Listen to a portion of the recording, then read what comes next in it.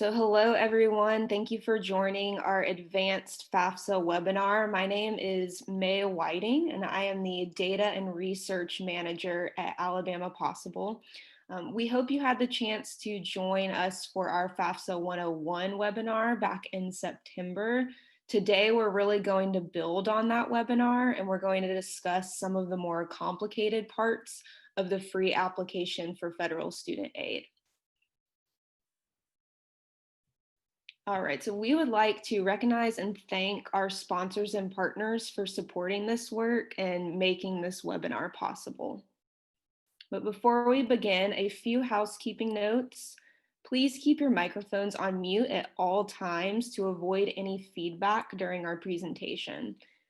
This webinar will be recorded and posted to youtube.com/alabamapossible. And you can submit your questions throughout the webinar by using the chat feature. We encourage you to please share your commitment to building a college-going culture on social media. You can find us at AL Goes to College, and that's 2 with the number 2, at AL Goes to College. Please use the following hashtags so that we can see and learn from each other's work. We especially encourage you to use hashtag FAFSA and hashtag Cash for College when posting about financial aid and affording college online. So this webinar is brought to you by the 2020-21 Alabama Goes to College campaign, which is a statewide campaign focused on building a college-going culture in Alabama. And Cash for College is one component of the campaign, and it aims to start conversations about financial aid, which is what we'll be doing today. If you're on this webinar, then you're probably at a school that is already signed up for the campaign, but just in case your school hasn't registered, you should sign up at alabamapossible.org/register 2020-21. And if you're an educator, please check with your coworkers before registering because we only need one representative from each school to complete the form. Another note, if you have registered, but you have not been receiving a weekly newsletter from us, please email algoestocollege@alabamapossible.org or message us in the chat right now and let us know that you have not been receiving the weekly newsletter. All right, so like I mentioned, there are different components of the statewide Alabama Goes to College campaign. Here are those 3 components, and today we're going to focus on Cash for College and talk about financial aid for post-secondary education. And we know that paying for college is a common concern for students and families who are thinking about education after high school. And completing the free application for federal student aid is a key step in pursuing and affording college. So our goal with Cash for College is for every graduating senior to complete their FAFSA before they graduate from high school so that they can access federal, state, and institutional aid to pay for college. So just to review what we discussed in our FAFSA 101 webinar, the FAFSA is the free application for federal student aid. It gives students access to the largest source of financial aid for certificates or degrees, so whether at a 2-year or 4-year program. And federal aid includes many types of financial aid, which we've described in our FAFSA 101 webinar. But one type of aid that we really like to emphasize is the Pell Grant. Students can complete the FAFSA at fafsa.gov or by using the My Student Aid app beginning October 1st of every year. So we want to spend a little time now discussing why this work matters, why your efforts to build a college-going culture in your school and your community are so important. And this work really matters because as of 2018, only 45% of the Alabama workforce has a high value credential beyond a high school diploma. But Alabama really needs to increase this number in order to compete for new industries and to fill gaps left by retiring workers. And Success Plus, which is an initiative of the governor's office, aims to add as many as 500,000 highly skilled employees to the workforce by 2025. And they want to do that by equipping individuals with skills they need by earning their certificates, their credentials, or degrees. And research findings show that a highly valuable credential is one that is valuable, portable, stackable, as well as trackable, skills-based, and in demand. And this is what we're working towards as we really grow the work of this campaign.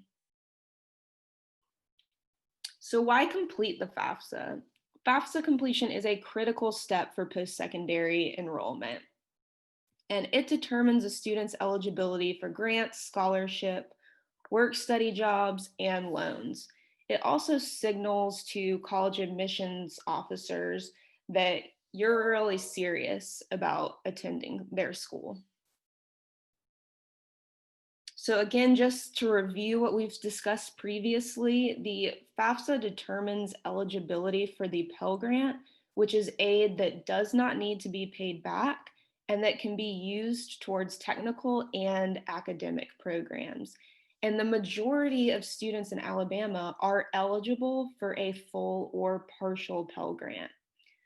The current maximum Pell Grant award is $6,345 per year, and that typically increases every year. And that amount's really significant because the average cost of tuition and fees per year at a two-year college in Alabama is $4,770. So not only does completing the FAFSA determine eligibility for awards like the Pell Grant, but it also strongly correlates with positive post-secondary outcomes, including increases in college enrollment, persistence, and attainment. So research shows that 9 out of 10 or 90% of students who complete the FAFSA enroll in college the following fall. So encouraging FAFSA completion is significant because millions of dollars in aid are left on the table annually. Research by the Florida College Access Network estimates that 57.4% of high school graduates in Alabama qualify for a Pell Grant. But last year, only 53% of high school seniors in Alabama had completed a FAFSA by the end of June. So that means 47% of high school students in Alabama failed to complete their FAFSA. And that 47% translates to 23,915 students. And of those 23,915 students, about 13,727 would probably have qualified for a Pell Grant. So using the most recent data from the US Department of Education, the average Pell Award for a student in Alabama is around $4,303, because remember, students can receive a full or partial Pell Grant award. So the average is this 4,303. And that means if you multiply that average Pell Award times the number of students who didn't complete their FAFSA and would have qualified for Pell, close to $60 million are left on the table when students don't complete their FAFSA. So this really underscores why we encourage every student to complete the FAFSA. So a lot of what we're going to talk about today relates to students' family compositions. So I want to note some key messages for parents and guardians who are helping their students complete the application. We want to emphasize that the FAFSA is safe and secure using FAFSA.gov, and it's only used to determine a student's eligibility for financial aid. Students really need their parents' help getting key information in order to complete the app. And the sooner that they can complete the form, the better chance they have of receiving various types of aid.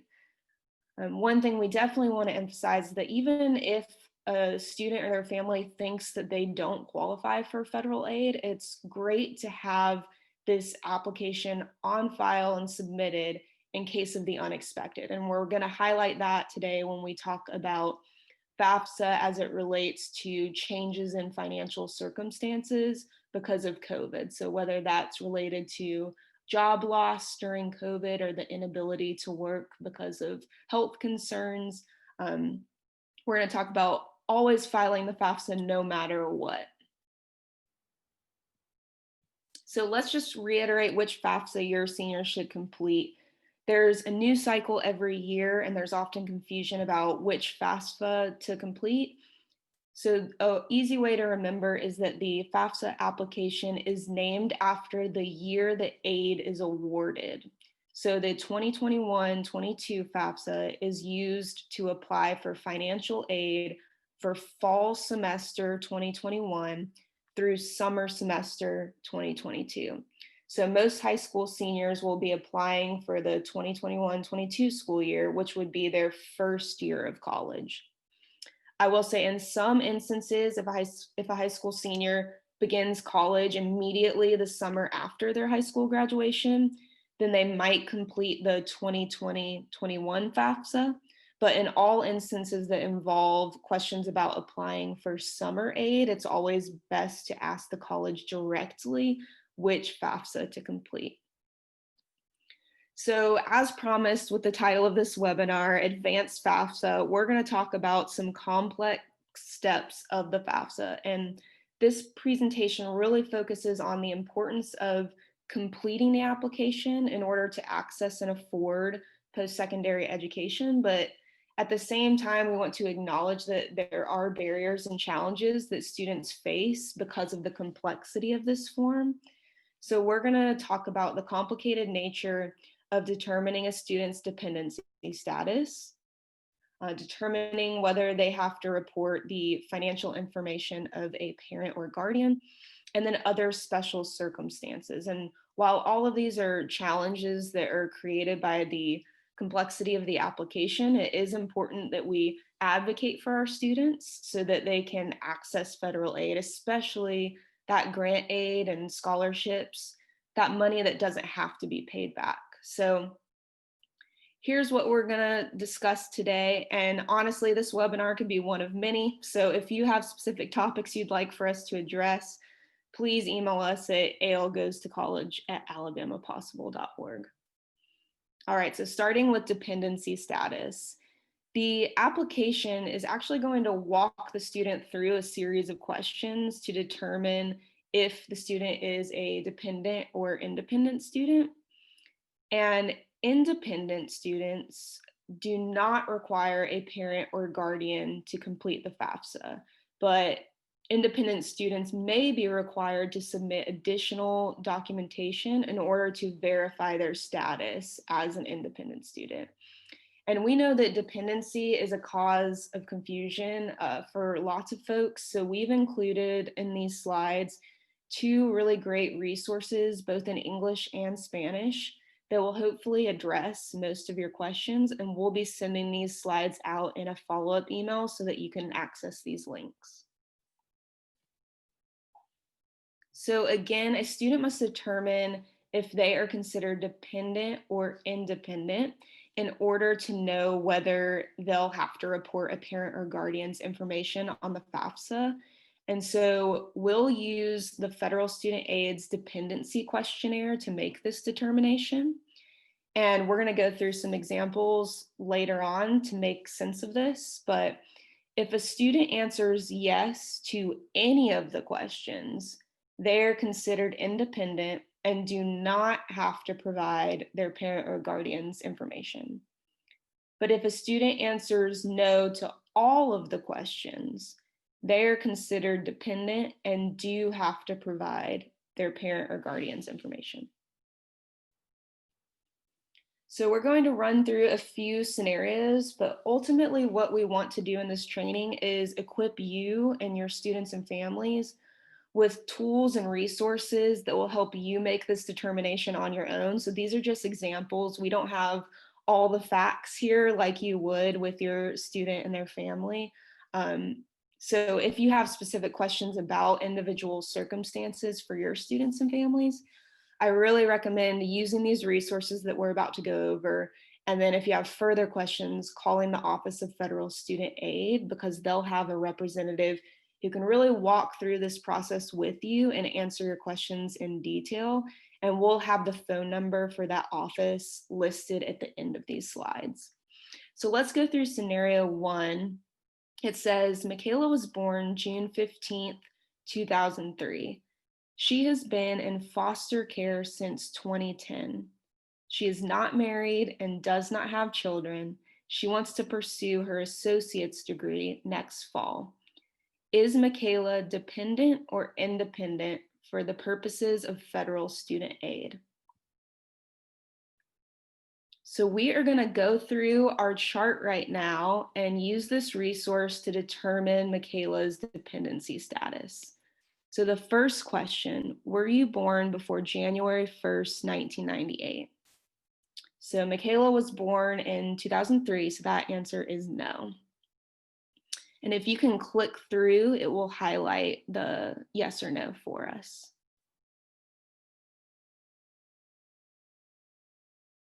There we go. So as of today, was Michaela married? It says she's not married, so no. At the beginning of the 2021-22 school year, will Michaela be working on a master's degree or doctorate's degree? So we know Michaela's working towards an associate's degree, so no. Do you now have or will you have children who will receive more than half of their support from you between July 1st, 2021 and June 30th, 2022? So Michaela does not have children, so that answer is no. And Michaela also doesn't have any dependents who live with her and receive support, so that's also no. Are you currently serving on active duty in the U.S. Armed Forces for purposes other than training? We have no information about that, so we're assuming that's a no. Are you a veteran of the U.S. Armed Forces? No. At any time since you turned age 13, were both your parents deceased, were you in foster care, or were you a dependent or ward of the court? So we have information that Michaela has been in foster care since 2010. So in 2010, Michaela was either 6 or 7. So we're going to answer yes to this question because Michaela has been in foster care since the age of 13. And remember, if you answer yes to any of the questions on this questionnaire, then you're considered an independent. So the moment we answer yes, we don't have to go any further. So we can go to the next slide. And we know, it's going to go ahead and answer no for the rest. We know that Michaela is independent since she has been in foster care at some point since the age of 13. And so since Michaela is independent, she will not report the financial information of her parent or guardian on the FAFSA. All right, scenario 2. Jalen was born October 12th, 2002. He lives with his father, who is single. Jalen is not married and has no children. Is Jalen dependent or independent for the purposes of federal student aid? So let's go through the questionnaire one more time. Was Jalen born before January 1st, 1998? No. Was Jalen married? No. Is Jalen working towards a master's or doctorate degree? No, we assume he's going for his undergrad. Did Jalen have children who are receiving support from him? No. Jalen has no other dependents, so that's no. He is not serving on active duty for the purposes other than training, not a veteran. Jalen has not been in foster care. His parents aren't deceased. He's not a ward of the court. So then we go on to this question that we didn't get to last time, and it's, has it been decided by a court in your state of legal residence that you are an emancipated minor or that someone other than your parent or step-parent has legal guardianship of you? We don't have any information like that, so we're going to answer no. And then at any time on or after July 1st, 2020, were you determined to be an unaccompanied youth who is homeless or were self-supporting and at risk of being homeless, as determined by 3 different sources. And we don't have any information like that, so we're going to say no. And since we answered no to every single question, we know Jalen is dependent for the purposes of federal student aid, and he will report the financial information of a parent or guardian on the FAFSA. So those are 2 scenarios that hopefully give us a better idea of how to determine dependency status. But let's look at whose financial information to report on the FAFSA if a student is considered a dependent. So just to reiterate, a student's dependency status helps us determine whose financial information to report. So for independent students, we report the student's financial information, if any, and a spouse's financial information, if that's applicable. And then for a dependent student, we'll report the student's financial information, if any, and a parent or guardian's financial information. All right, so let's talk about determining who is the student's parent for FAFSA purposes. And a dependent student will need to determine who is their parent by using federal student aid's Who's My Parent flowchart. So we're going to go through another scenario that will help us work through this. Before I get started on the scenario, I want to say there are some underlying assumptions to this process, which will highlight the ways in which the FAFSA is definitely not a student-centered approach to assessing financial need. So the federal student aid programs are based on the concept that it is primarily your and your family's responsibility to pay for your education. And a dependent student is assumed to have the support of their parents. So the parents' information has to be assessed along with the students in order to get this picture of the family's financial strength. And while federal student aid doesn't necessarily expect a parent to pay anything towards the education, they still look at the parent's financial circumstances to assess everyone in a consistent manner. But we can easily see just by looking at our students and their family compositions how this assumption can impede students who don't necessarily have the financial support of their parents, who don't live with their parents. So there are all different things that we're going to try to address talking through these different scenarios. So scenario 3, Mono, who is now aged 18, lived with her mother and father until they divorced when she was 15. Neither parent has remarried. Since then, Manu has lived with her grandmother, who provides most of her financial support. Other financial support comes from Manu's mother. So we're going to determine who is Manu's parent for the purposes of federal student aid, and we're going to do that through the flow chart.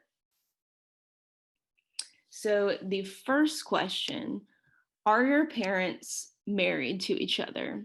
So no, we know that Manu's parents got divorced. Do your parents live together?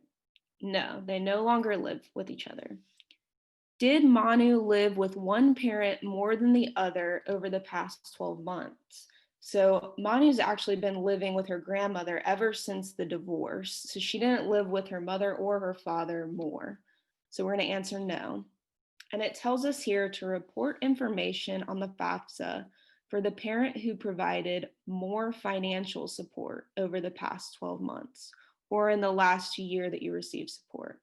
So based on the information, we know that Manu's primarily getting financial support from her grandmother, but she does get some financial support from her mother.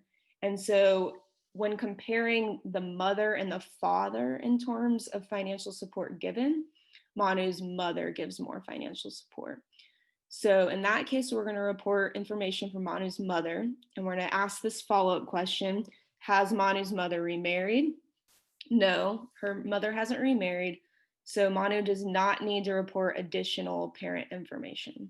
And one thing that I want to point out on the chart, since we know Manu lives with her grandmother, it says down at the bottom, the following people are not your parents unless they have legally adopted you. And it lists grandparents there. So even though Manu lives with her grandparents, her grandmother is not going to be considered her parent for the purposes of FAFSA because her grandmother has not legally adopted Manu. So again, to reiterate, Manu's mother is going to be listed as the parent on the FAFSA.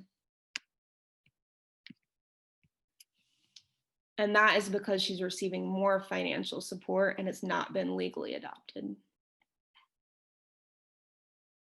All right, so a few other things to consider. Hopefully you have an idea of how to do dependency determination and the parent determination. But remember, the FAFSA makes some unfair assumptions about family composition that don't really reflect the realities for many of our students. So let's talk a little bit more about this. For students who do not live with their parents, they still must answer the flowchart questions as they appear. So that we just saw that in Manu's situation. And if the student does not have contact with their parents and simply cannot obtain the necessary financial information, they should fill out the FAFSA and then immediately get in touch with the financial aid office at the school that they plan to attend to follow up and explain why they can't provide that information. All right, so let's look at a few special circumstances. If you are a dependent, you can submit the FAFSA without parent information if any of the following applies. So if your parents are incarcerated, if you have left home due to an abusive family environment, if you do not know where your parents are and are unable to contact them and you have not been adopted, and you are old or you are older than 21 but not yet 24, are unaccompanied, and are either homeless or self-supporting and at risk of being homeless. So if any of these apply and you are considered a dependent, you can submit the FAFSA without parent information. If you are a dependent who did not submit parent information due to any of those special circumstances that we just went over, want to make sure that the student knows their application will not be fully processed until they've taken the following steps. So they have to immediately contact the financial aid office of the college where they plan to attend. They'll need to gather required evidence and documentation of their situation. And only then will they receive an estimated family contribution amount and their financial aid package based on the determination of the school. So a student with any of the special circumstances we listed in the previous slide must take these steps in order to ensure that they receive their financial aid package. All right, some other circumstances that you might encounter as an educator. You might have a student who has contact with their parent. They might not live with their parent, but they still have contact with them. But the parent refuses to provide financial information. So in that case, the student may submit the FAFSA form without their information. However, they won't be able to get any federal student aid other than an unsubsidized loan. And even that might not happen. The decision is up to the financial aid office at the school that they plan to attend. And again, it's really important for a dependent student who can't provide their parents' information to follow up with the financial aid office immediately after submitting their FAFSA.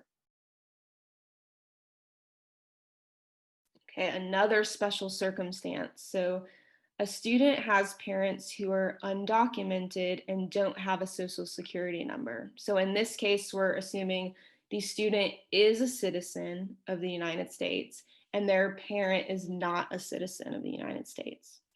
What we know is that a parent's citizenship status does not affect a student's eligibility for federal student aid. In fact, the FAFSA form doesn't even ask about a parent's citizenship status. But because the parent won't have a social security number, we're going to enter all zeros for the parent's social security number when the FAFSA asks for it. And because of that, we're gonna have to print, sign, and mail the signature page since there's no electronic option because the parent was unable to create an FSA ID. And you create that FSA ID with a social security number. So without that social security number, you have to do this mail-in process instead of submitting electronically. Now let's talk about if a student is not a citizen. So if a student is undocumented or has been granted DACA, which is Deferred Action for Childhood Arrivals, unfortunately, they are not eligible for federal student aid. However, they may be eligible for state or institutional financial aid in addition to private scholarships. So one thing that's a little bit confusing here is that some DACA students will have a social security number. And in that case, they should inquire further to determine whether they should complete the FAFSA for types of aid that are not federal aid. So since they have that SSN, they can go through and do the application. They won't be eligible for federal student aid, but completing the application might help them be eligible for institutional aid.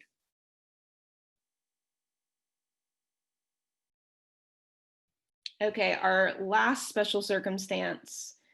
We've been talking a lot about special circumstances for students who are considered dependent. So now we want to look at special circumstances for a student who's considered independent. And we'll talk about a student who is homeless or at risk of being homeless. And I'm going to quickly define what homeless means. So homeless means lacking fixed or regular housing. A student may be homeless if they're living in shelters, parks, motels, hotels, cars, or temporarily living with someone else because they have nowhere else to go. So a student who's answered yes to that general homelessness question on the FAFSA, we saw that when we were going through our questionnaire. If they've answered yes to the general homelessness question, then what they have to do is basically provide a homeless youth determination from one of the following people. It can be from their high school or school district homeless liaison. It can be from the director of an emergency shelter or transitional housing program funded by the U.S. Department of Housing and Urban Development, or it can be provided by the director of a runaway or homeless youth basic center or transitional living program. So if a student has indicated that they're homeless, the financial aid administrator at the college that the student plans to attend, again, will request for proof that they are either unaccompanied and homeless or at risk of being homeless. If the student can't get a determination from any of the three options you see listed here, then a financial aid administrator may conduct an interview to make that determination themselves. So we don't want documentation to be a barrier. Okay, so we just talked about a ton of different scenarios, but we definitely want to address concerns related to changes in financial situations caused by COVID. So here are some scenarios that you might encounter. So we'll ask, what if the financial situation of the student and their family changed significantly because of financial hardships or unemployment related to COVID? So the student and their family will submit 2019 tax information when completing the 2021-22 FAFSA. And 2019 was prior to COVID. So the financial information from 2019 taxes might not at all reflect the family's current financial situation. And so what a student should do is once they've completed their FAFSA, they should immediately communicate this to the financial aid office at the school they're planning to attend. So immediately after submitting the FAFSA and before receiving an award offer, the student should get in touch with the financial aid office. So let's say that the student did that. They communicated that 2019 tax information doesn't reflect their actual financial situation. And they've still received a financial aid award that is not adequate. In that case, we recommend appealing directly to the college with documentation. Colleges can use what's called professional judgment to adjust information on the student's FAFSA, and this could impact the student's EFC or their estimated family contribution, as well as their grant eligibility. And we recommend using appeal templates on Swift Student, which is an incredible tool that helps students navigate this confusing process and advocate for themselves. So when we send out the slides, you'll have the option to click through this link and see all those appeal templates. Okay, so to review all of this information we've just given, how we kind of see the first parts of the FAFSA. First, we want to determine whether a student is dependent or independent. And while doing that, we want to consider any special circumstances a student might have. And then next, if the student is a dependent, we have to determine who is considered the student's parent for FAFSA purposes. Lastly, if the FAFSA doesn't reflect the student's financial reality or their family composition, we want to follow up with the financial aid office of the school that the student wishes to attend. Okay, so we're gonna give you a ton of resources to help you sort through all the things that you might encounter with your students. The first comes from the Office of Federal Student Aid, part of the Department of Education, and it is the Financial Aid Toolkit. It has tons of resources for all different audiences, so you can actually click for educators and counselors, and there are anything from informational one-pagers and PowerPoints to really great videos. Below that, we are recommending our Cash for College Toolkit, which is part of our Educators Toolkit found at alabamagoestocollege.org. We've put together planning documents, graphics for social media, email templates, and more. Again, all of that can be found at alabamagoestocollege.org. If you didn't have a chance to join our FAFSA 101 webinar, we do have a recording of that up at youtube.com/alabamapossible. And then the National College Attainment Network has a FAFSA resource library. It's another great tool. It has a planning calendar, some training resources, and communication templates. And then NCAN is just a great place to learn more best practices from schools all across the country. So that's at ncan.org. One thing you probably noticed me saying repeatedly throughout this webinar is that financial aid offices, students and families will have constant communication with them. And we really recommend creating a close relationship with the financial aid offices nearby your high school. They're an incredible resource, especially when it comes to things like verification and appealing an award. So we encourage you to form a close relationship with the 2-year and 4-year financial aid offices next to your high school. Lastly, of course, you can call us at Alabama Possible at 334-316-6155 or email us at algoestocollege@alabamapossible.org.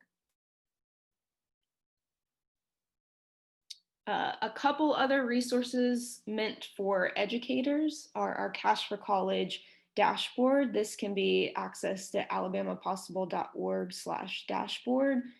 And it is currently updated for this current FAFSA cycle. It runs through from October through June, and we update it on a weekly basis. So it's updated through October 23rd right now, which is the most recent data release from the US Department of Education. Basically, you use this dashboard to see school-wide data.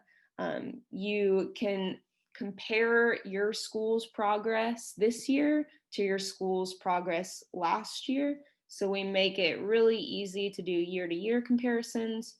And we also provide a really handy pie graph that's going to show you how many applications your seniors have submitted, completed, or are missing. And then you can make all kinds of comparisons across district, across county, across school size through our Cash for College dashboard. Then we also have the AIC Student Lookup Portal, and this is where you're going to monitor the progress of individual students. So AIC created this awesome tool, and if your school district has signed a data agreement, then you are allowed to have a login credential to sign in to this portal and see where your students are with FAFSA completion. So again, you're looking at individual students, and this tool allows you to intentionally reach out to those students who haven't yet completed the FAFSA. So you could pull all the students who haven't even started and send them an email reminder, or pull all the students who have started but haven't yet done the signature page of their FAFSA and send them a reminder. Or you can pull all the students who have gone through every single step and they have completed their FAFSA and send them an email congratulating them on completing such an important task for the college enrollment process. So you probably received an email from me about accessing the Student Lookup Portal. If you're still having trouble with that, feel free to reply to that email. We'll make sure you get in. Okay, last thing, some student resources. Students, of course, can go to FAFSA.gov to read through financial aid overviews and summaries. They can also call Federal Student Aid at 1-800-433-3243. Again, like we've said, they will definitely be interacting with these financial aid offices wherever they intend to enroll. That's such a key relationship. And because every school handles financial aid differently, it makes the most sense to go directly to the individual school. And of course, they can contact us at the same phone number and email address. We want to highlight on the next slide that phone number is to our help desk, which is staffed by our brilliant college transition peer advisors. And so students can call in with questions about college planning, admissions, financial aid, anything. We're here to help. They can also text that number as well. So if they have fear of calling, feel free to go ahead and text, or reach us on social media at AL Goes to College. And I will now turn it over to Keela, who will facilitate our questions. Thank you. Thank you, May, for all that information. That was great. And I'll say thank you to everyone who made it all the way to the end. We thank you for taking the time out of your day. We know there's so much going on, and we just appreciate you for being here and learning about the FAFSA for your students.